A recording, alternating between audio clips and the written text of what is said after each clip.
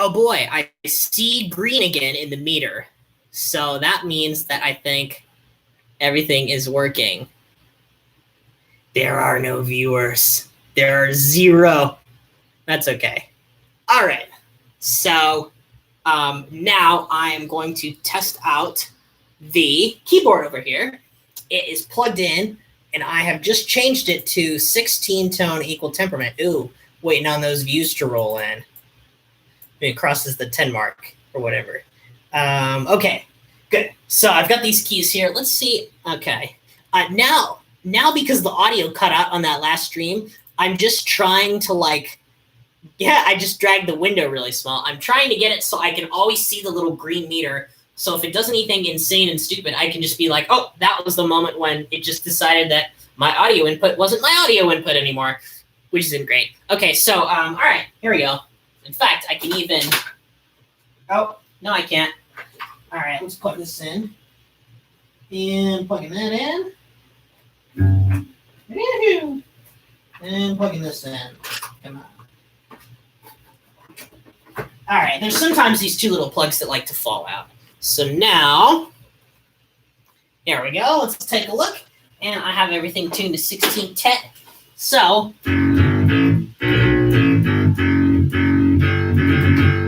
okay. So what I'm going to do is I'm just going to go up every key. And I'm kind of holding it out by its frame here. So when I get to the middle, roughly, what I do is I switch it over. And I start holding it from the other end, just providing enough support for me to play. So this is how, whenever I change it to a new layout, whenever I change it to a new layout, I just play it like this. So here we go. Or maybe I should do a P and an F, like soft, forte. Sounds good. Hey, Brandon, what's up?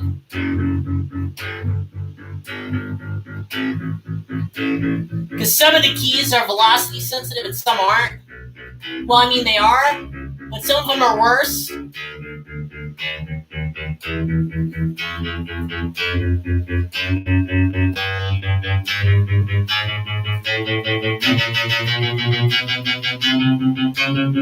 We're working with 16 tone. Oh, see, here's a dud. Nothing's happening. So now that I found a dud, I'm just going to take the key out.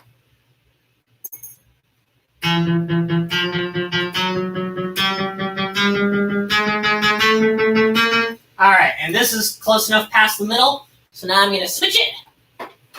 And let's see, I think it was right here.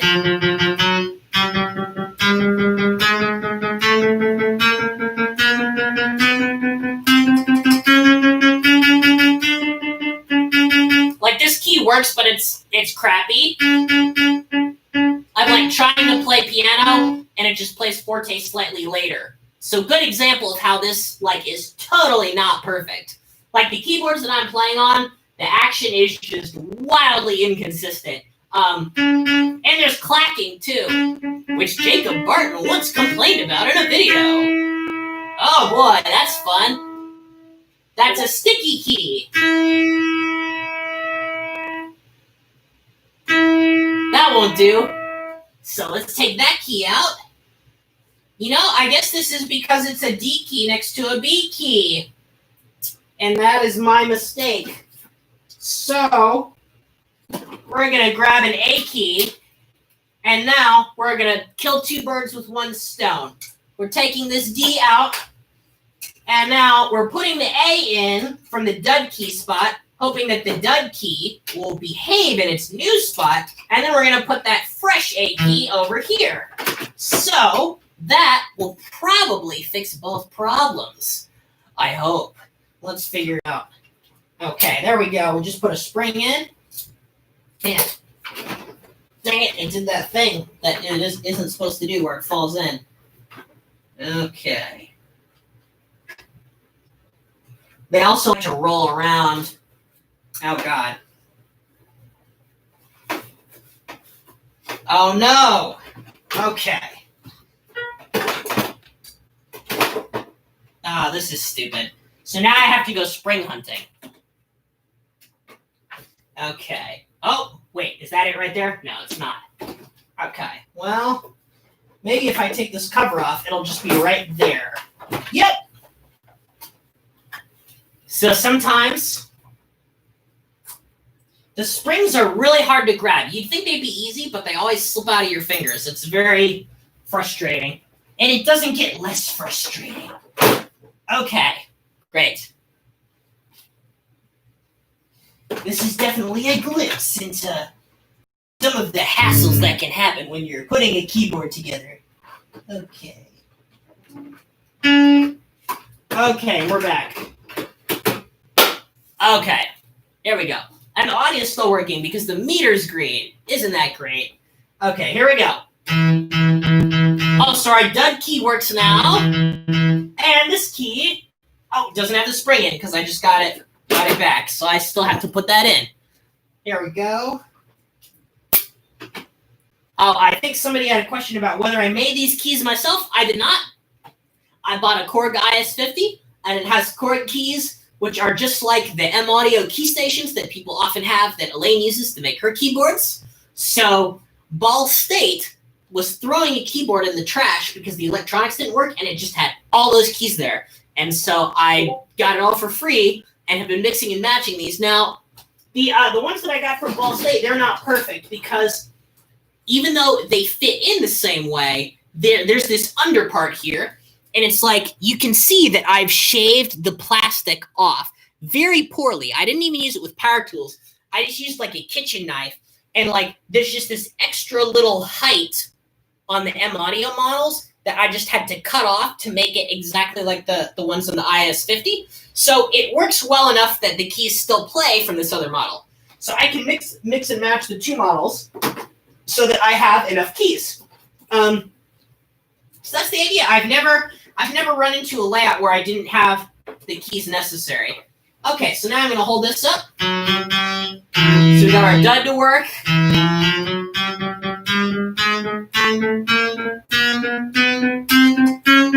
Clacky.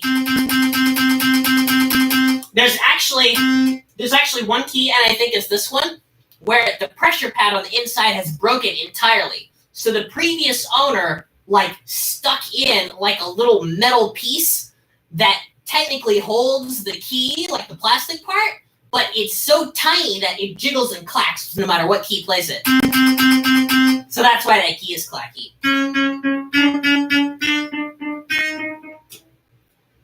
Oh, dud. And look at that. It was the same key that was over here. So now what I do is if a key doesn't work in two different spots, I say, wow, that's really not a very good key. And I kind of put it back.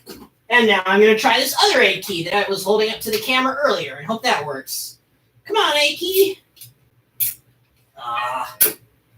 It's going to be a jerk. Okay, there we go. Let's try it. Oh my God, no. Looks like this one is also going to be a jerk. I guess that makes sense, doesn't it? Well, we have a B key here, which probably protrudes slightly more in. So I am going to get creative and unconventional here. I'm going to replace this B key with an E key so that I can have a D here, since apparently both of my A's just suck. So that's what we're going to do. E key goes in here, and we're getting an E key in the original layout. Let's see if E and C play nice together. Looks like they will. And then we're going to get a D from the old model, which we, I hope, have. No, we don't. But we have one that's pretty well shaven, at least by my standards. Oh, but it looks horribly ugly. Some of these keys have been played so often that the paint has rubbed off. So, yeah. Okay, here we go. This is the D. It somehow ended up back there. But here we go. We're going to put this D here. And now we're going to put the springs on. Yep, and those keys can exist together. That's fine. So it'll like look a little bit different up close, but like, you know, in a YouTube video, you won't see that. Okay, great. Here we go. The moment.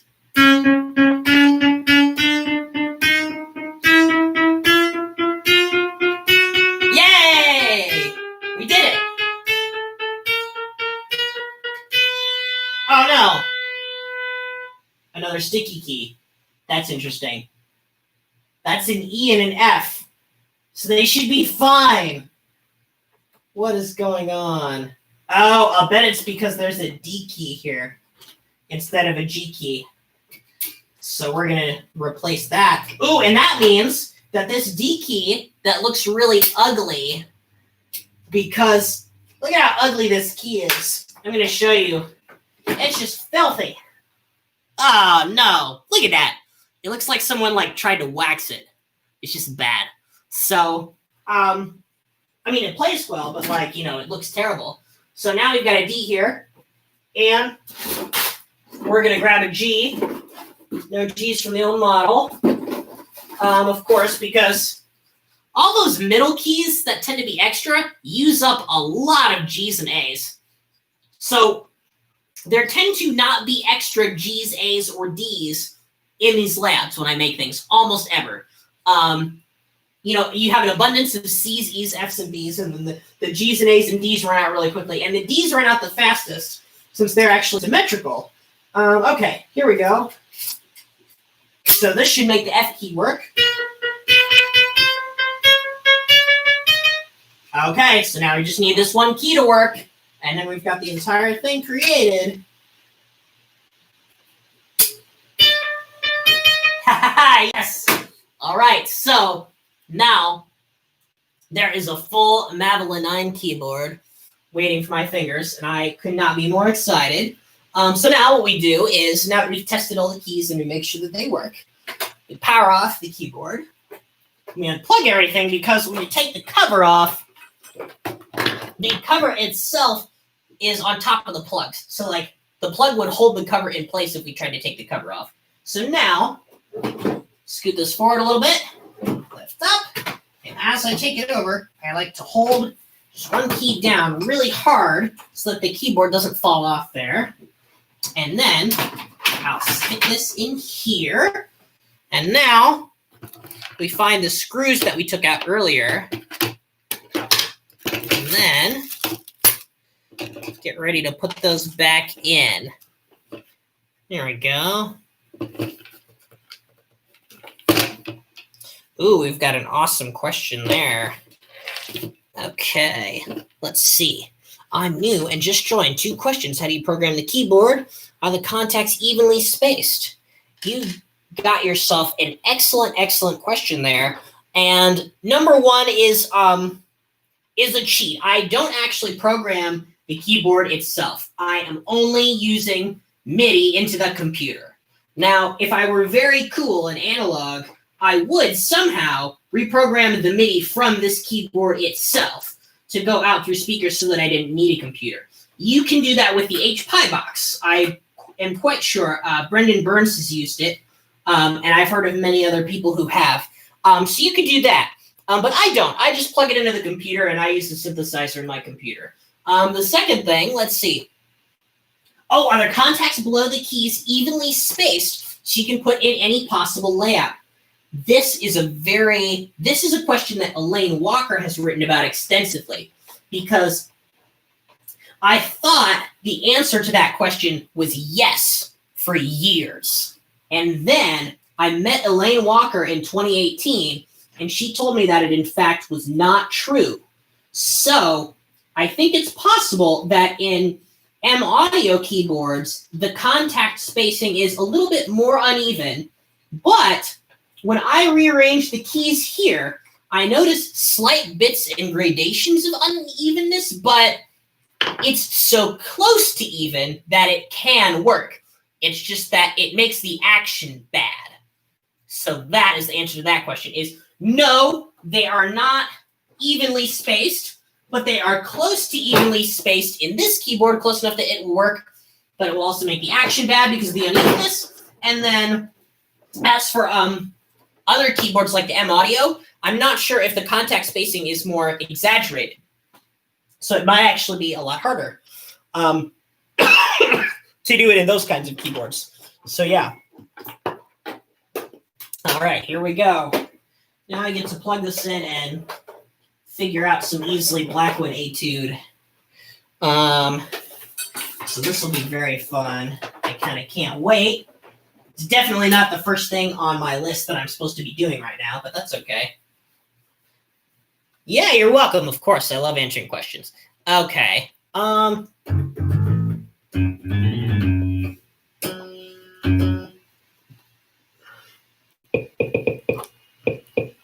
right, let me crank up Absinthe a bit.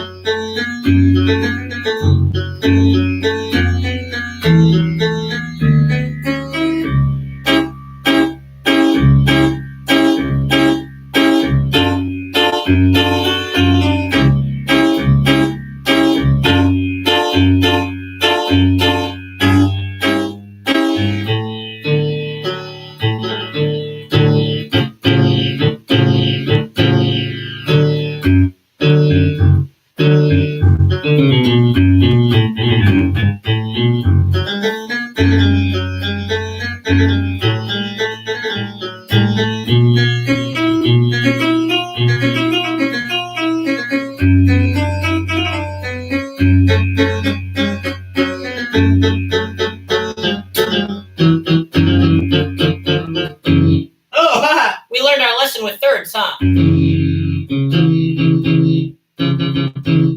Oh God, that's so weird. That's a minor third and it sounded secondy to me, so I don't know what's wrong with me. I guess with the Mavila 9 layout, oh gosh, I really wish I could get a better angle here. Can everyone still hear me? Does the audio still beep and work? Yes, it does. Okay. Cool, so check this out. Here are our Mavila 9 thirds. Let's do that higher. Wait. Yeah, that'll work. It's this one, like over the break here. That's actually a 225 cent second, right? So it's like in a Porcupine 8 layout. If you're playing in thirds, you gotta watch that spot and be like, oop, that's not a third, right? So yeah, okay. Not a third. Not a third. But yeah, and on the black keys, we have Mavila 7. So if we play that in all thirds, that's really going to work out.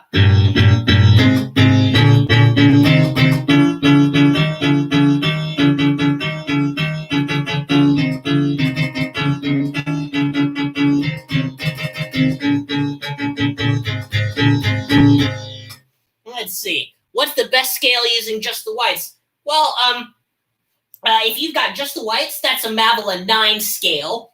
And I don't know about impropriety. That's a term that microtonalists are very fond of using that has to do with like how you stack certain kinds of intervals in the scale. Like I think with an improper scale, if you like play through the thirds of it, there'll be spots where it doesn't work and things like that. But I don't know the details of that. I probably said it all wrong. But yeah, Mavila 9 is just the scale on the white keys. So if the question you're asking, fast music, has to do with like how I make a scale that does have thirds that work all the way up and down, I think on the white keys you could just skip. You could skip some notes. You'd have to know your Mavila 7 scales. So that's another fingering video. But I like to just use the black keys for that because it's easier because then I don't have to think about omitting any keys, like what I was doing just now.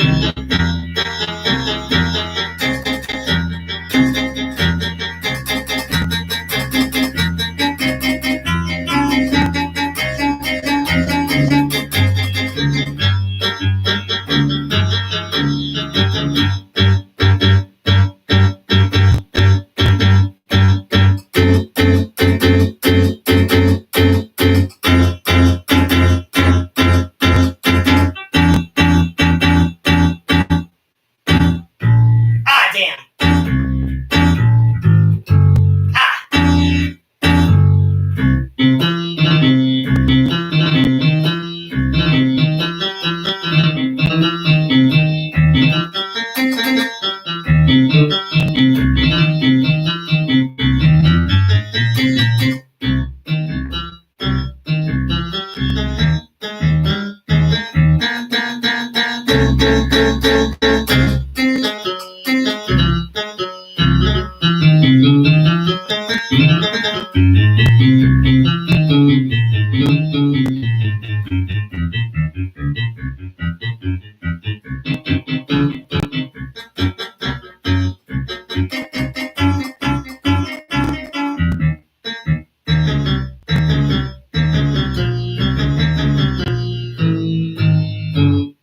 Okay, sweet.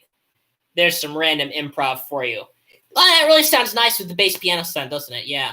Let's see. Oh, the scale on the black keys is a marvelous 7, and I am going to type in the name of that. So here are the Mabilla 9 scale is like this. Ah, poop. Right there. Let's see. 1, 2, 3, 4, 5, 6, 7, 8, 9. There you go. And then the Mabilla 7 scale is I guess the small steps and the large steps are switched. So 1, 2, 3, 4, 5, 6, 7. You can tell how I'm typing this out, of course. Okay, so now let's do some easily Blackwood etude wrangling. First of all, what I'm going to do. Oh, we're so close. Oh, actually, we're not. But what I like to do is I like to tune my my keyboard here to C, or at least I like to tune what I perceive of as C to middle C, so that when I'm playing around, I can get it. You might have seen in that improv there, I had a moment where I was kind of stretching out to something that had a bit of a G minor flair where contrary motion was happening, and I heard that higher note in my head that I wanted, and I got it, and I was so proud of myself. And then I tried to get it in the bass, and I was like, and that's because I couldn't think fourth down, and I guessed wrong what note I was playing in the bass. I thought I was playing a lower note, but I was actually playing a third or something. So then when I tried to go down there and get that, it didn't work.